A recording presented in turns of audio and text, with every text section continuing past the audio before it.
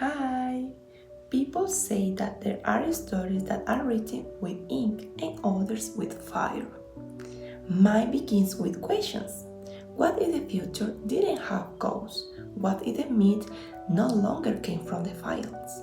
I am Amelia Mendez, and today I'm going to tell you a story that mixes the real with the possible.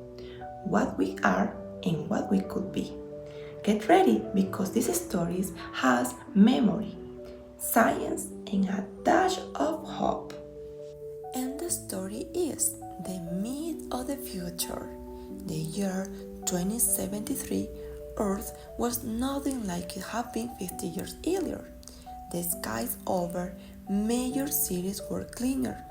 Rivers were once again showing their natural course, and vast tracts of land once occupied by livestock were now flourishing with young forests and sustainable crops, all thanks to a radical change. Processed meat had almost completely replaced traditional meat. Laura, a 25 years old scientist, had grown up hearing stories of how her grandparents raised cows and pigs on a family farm. But now the meat was grown in laboratories with stem cells and nutrient solutions. It was clean, free of animal suffering, and ecologically viable. My grandmother says that a real hamburger tasted like fire, like the countryside. She commented one day to her friend Damian as they ate a hamburger without animal meat on a terrace in Medellin. Well, I prefer this one. It doesn't pollute, it doesn't kill animals, and it's healthier, he answered, convinced. However, not everything was perfect.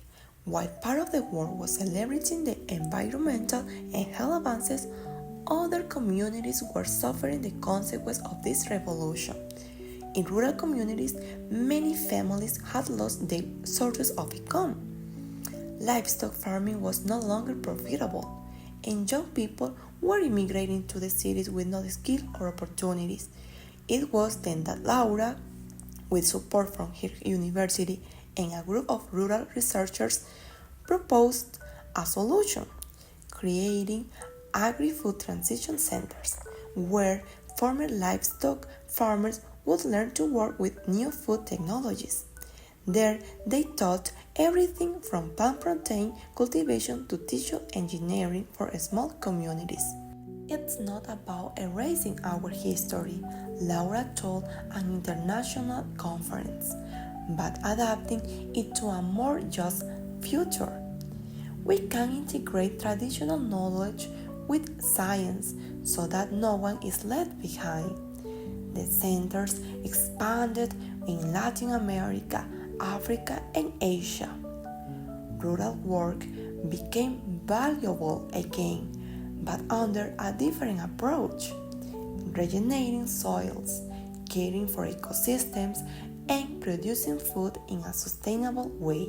Years later, on the same farm where her grandmother had raised cows, Laura opened a greenhouse for vegetable meat combined with cellular proteins. Her grandmother, now grown up, embraced her with tears in her eyes.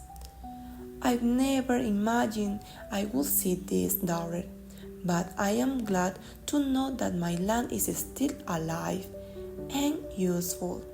The flesh of tomorrow not only fed bodies but also hopes, because the future, when built with conscience, does not erase the past, it transforms it.